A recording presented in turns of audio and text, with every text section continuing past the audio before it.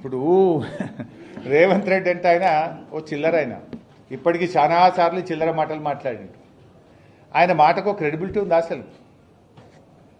4 పార్టీలు మారినోడు, రోజుకు 4 అబద్ధాలు మాట్లాడేటోడు, 400 అబద్ధపు హామీలు ఇచ్చి అడ్డదారిలో అధికారం ఎక్కినోడు, 15 ఆగస్టు కల్లా రుణమాఫీ చేస్తాని దేవుని మీద ఒట్టుబెట్టి మాట తప్పినోడు, సిద్దిపేటకు వచ్చి ఆయిల్ పంప్ ఫ్యాక్టరీ ఇనాగ్రేషన్ సందర్భంగా 45 రోజుల్లో 9,000 కోట్లు రైతుల అకౌంట్లలో రైతు బంధు డబ్బులేస్తా అని మాట తప్పిన ఈ రేవంత్ రెడ్డి మాటలకు విలువ ఉన్నదా?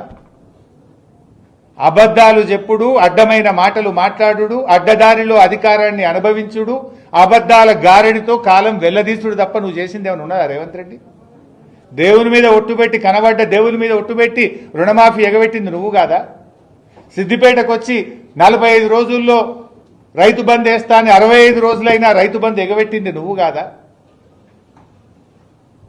అసలు నువ్వు ఎన్ని అబద్ధాలు? అసలు 4 పార్టీలు మారింది నువ్వు, పూటకో పార్టీ మారి ఏ ఎండకు ఆ గొడుగు పట్టే రేవంత్ రెడ్డి నా గురించి మాట్లాడతాడా? నేను ఇప్పటికి 100 సార్లు చెప్పిన, నా జీవితం అంతా కేసీఆర్, నేను బతికున్నంత కాలం బీఆర్ఎస్ అని 100 సార్లు చెప్పినా, ఇంకా 100 సార్లు చెప్తా. నువ్వేంది చిల్లరోనివి? నువ్వు అసలు నీకు నా గురించి మాట్లాడే నైతికత తక్కువ ఉందా? ఇందాకే అన్న కదా, గురువింద గింజ తన కింద నలుపు తెలియదు అన్నట్టు పార్టీలు మారిన రేవంత్ రెడ్డి ఒకే పార్టీ జీవితం అంతా, పుట్టుక బీఆర్ఎస్ లోనే, చావు బీఆర్ఎస్ లోనే అని గతంలో చెప్పినా మళ్ళీ చెప్తున్నా. కొత్తగా చెప్పేదేముంది? నువ్వు పుటకో పార్టీ మారుతావు, ఇవాళ కూడా కాంగ్రెస్లో ఉన్నావు, మోడీ గారి పాట పాడుతున్నావు, బీజేపీ పాట పాడుతున్నావు.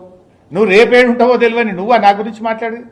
నైతికతకు, నిజాయితీకి నేను కట్టుబడి ఈ రాజకీయాల్లో పనిచేసిన, విలువలతో ఉన్నాం. నీకో విలువలే లేవు నీకు. అసలు నీ ఇంటి పేరు మార్చుకో, యనుమల రేవంత్ రెడ్డి కాదు, అబద్ధాల రేవంత్ రెడ్డివి నువ్వు.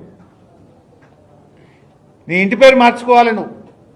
ఎన్నికలప్పుడు నువ్వు చెప్పినటువంటి అబద్ధాలు నమ్మే ప్రజలు మోసపోయిండ్రు. ఇవాళ ముఖ్యమంత్రి కుర్చీలో కూర్చొని కూడా అబద్ధాలే మాట్లాడుతున్నావు నువ్వు. ఒకవైపు జీవో రెన్యూవబుల్ ఎనర్జీ అంటావు, ఇంకోవైపు 24 గంటల ఉచిత కరెంట్ ఇస్తా అంటావు. ఎక్కడికెళ్ళి ఇస్తావు? రెన్యూవబుల్ ఎనర్జీ అంటేనే నీకు నీ ఆర్పీడీసీఎల్కు ఎండ కొడితే కరెంట్ వస్తుంది, ఎండ పోతే కరెంట్ పోతుంది. ఇక దానికి 24 గంటల కరెంట్ ఎక్కడికెళ్ళి ఇస్తావు? పచ్చి అబద్ధాలు మాట్లాడుతావు రేవంత్ రెడ్డి, చిల్లర